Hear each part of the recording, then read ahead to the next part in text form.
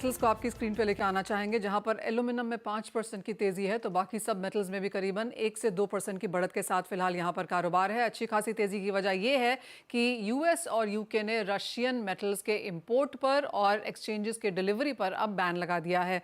वंदना, reaction markets में आ चुका है, लेकिन अब यहां से क्या करने की राय?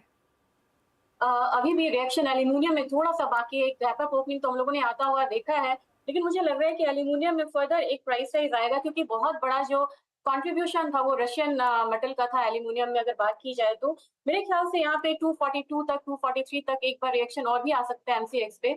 तो अभी भी यहाँ पे बुलिश रहने की जरूरत है, और अगर यहाँ से हम सेलिंग सिर्फ इसलिए कर दे कि काफी हायर साइड आया हो तो हम ट्रैप हो सकते हैं।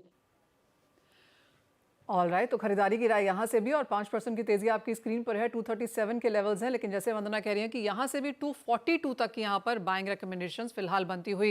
वंदना, सोने चांदी में कुछ मुनाफा वसूली ज़रूर है और काफ़ी नीडेड भी है, और भी मुनाफा वसूली की शायद ज़रूरत है, लेकिन आपको लगता है वो आएगी? मुझे नहीं लग रहा मनीषा जी, नहीं मुझे नहीं लग रहा, क्योंकि $100 का एक करेक्शन हम लोगों ने ऑलरेडी आता हुआ देखा है फ्राइडे। 3000 तक का मूव हम लोगों ने एमसीएक्स पे आता हुआ देखा है डाउन साइड एक।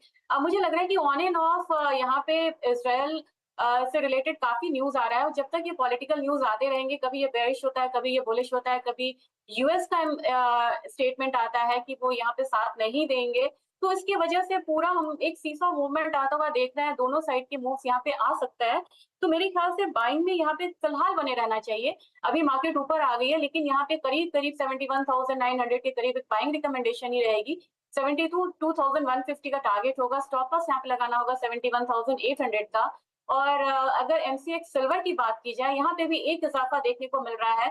3,000 की गिरावट के बाद मुझे लग रहा है कि एक छोटा बाउंस यहाँ पे बन रहा है, तो यहाँ पे भी 83,000 करीब करीब यहाँ पे 83,800 के करीब बाइंग की सलाह रहेगी। मुझे लग रहा है कि 84,300 तक प्राइसेस ऊपर फिर से जा सकते हैं। स्टॉप लॉस यहाँ पे लगाना होगा 83,600 का। तो दोनों ही कमोडिटी में बाइंग है, मार्जिनल बाइंग है, स्ट्रिक्ट स्टॉप लॉस के साथ यहाँ पे ट्रेड करना होगा। और मुझे लग रहा है कि एक से सेवन बाइंग थोड़ा सा यहाँ पे बनता हुआ दिख रहा है आज के दिन में। साथ ही बात यहाँ पर एनर्जी की भी करेंगे, और यहाँ पर भी एक नीजोक रिएक्शन तो ईरान और इजराइल के बीच में जब वो जंग छिड़ी तो देखता हुआ नजर आया था, लेकिन अब जिस तरह की स्टेटमेंट्स यूएस से और ईरान से आई हैं कि इसको यहीं पे कंक्लूड किया जा रहा है, उसके बाद एक मुनाफा वसूली यहाँ पर है। 90 जस्ट अबाउट होल्ड करता हुआ ब्रेंट पर अब यहाँ पे क्या एक्सपेक्टेशन है? मुझे लग रहा है कि यहाँ पे बहुत ज्यादा रिएक्शंस आने की उम्मीद नहीं है। एक रेंज में काफी दिनों से ट्रेड कर रहा है क्रूड ऑयल। इतने सारे टेंशंस के बावजूद हम लोगों ने क्रूड में बहुत ज्यादा इंपैक्ट आता हुआ नहीं देखा, जैसे हम लोगों ने गोल्ड और सिल्वर में आता हुआ देखा था, क्योंकि यहाँ भी मिडिल ईस्ट है और ये भी ऑयल कंट्रीज हैं। तो मेरे ख्याल से यहाँ पे 7115 के करीब एक सेलिंग स्ट्रैटेजी हम यहाँ पे ले सकते हैं, और यहाँ पे टारगेट बहुत लंबा ना रख के 7060 का रखना चाहिए। स्टॉप लॉस यहाँ पे लगाना होगा 7140 का यहाँ पे। और करीब करीब मुझे लग रहा है कि एक मार्जिनल डाउनसाइड देखने को मिल सकता है क्रूड ऑयल में, क्योंकि यहाँ पे मेजर रिएक्शन अभी फिलहाल यहाँ पे इन्वेंट्री से आ रहा है, और इस बार फिर से अगर यूएस में इन्वेंट्री बिल्डअप होती है तो मेरे ख्याल से एक करेक्शन यहाँ पे फिर से आ सकता है। एक फाइनल सवाल वंदना, और वो एग्रीकल्चर कमोडिटीज में है। खाने के तेलों की तो हमने बात की, अब जहां से नजर आता है कि सपोर्ट बरकरार रह सकता है, लेकिन बाकी स्पेस में अब क्या व्यू है? जी, खाने के तेल में भी मुझे लग रहा है मनीषा, अगर याद करें तो मैंने सीएनबीसी पे बोला था कि मंथली में काफी लॉन्ग कंसोलिडेशन में पाम ऑयल है, और 4600 रिंगिट को यहाँ पे हम टारगेट कर सकते हैं।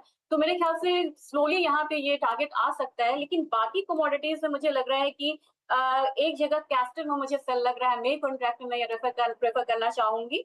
5845 एक लेवल रहेगा जहाँ पे सेलिंग रिकमेंडेशन रहेगी। टारगेट होगा 5800 का। स्टॉप लॉस लगाना चाहिए 5870 का। लेकिन दो काउंटर ऐसे हैं जहाँ पे मुझे बाइंग लग रहा है। एक तो यहाँ पे टर्मरिक है, मे कॉन्ट्रैक्ट अगेन 16,345 के करीब यहाँ पे बाइंग रिकमेंडेशन रहेगी। टारगेट होगा 16,800 का। एक बाउंस देखने को यहाँ पे मिल रहा है। स्टॉप लॉस लगाना होगा 16,200 का। दूसरी कमोडिटी यहाँ पे कॉटन एसिड केक है। यहाँ पे भी मुझे लग रहा है कि छोटा सा बाउंस देखने को मिल सकता है। 2570 के लेवल पे बाइंग करनी चाहिए। 2620 का टारगेट होगा। स्टॉप लॉस यहाँ पे लगाना होगा 2550 का। ऑलराइट, तो खरीदारी की राय यहाँ पर as of now cotton seed oil cake पे और टर्मरिक में आती हुई, लेकिन बिकवाली कैस्टर में करके कारोबार करने की राय है। वंदना, एज ऑलवेज बहुत शुक्रिया साथ जुड़ने के लिए, तमाम स्ट्रैटेजीज के लिए भी। लेकिन हम जाएं उससे पहले आपको बता दें कि कमोडिटी बाजार की तरफ लोगों का ज़बरदस्त इंटरेस्ट है। लोग बाजार में निवेश तो करना चाहते हैं, लेकिन सही तरीका नहीं जानते। ऐसे में आपकी मदद करने के लिए सीएनबीसी आवाज़ लेकर आया है अब तक की सबसे अनोखी पहल।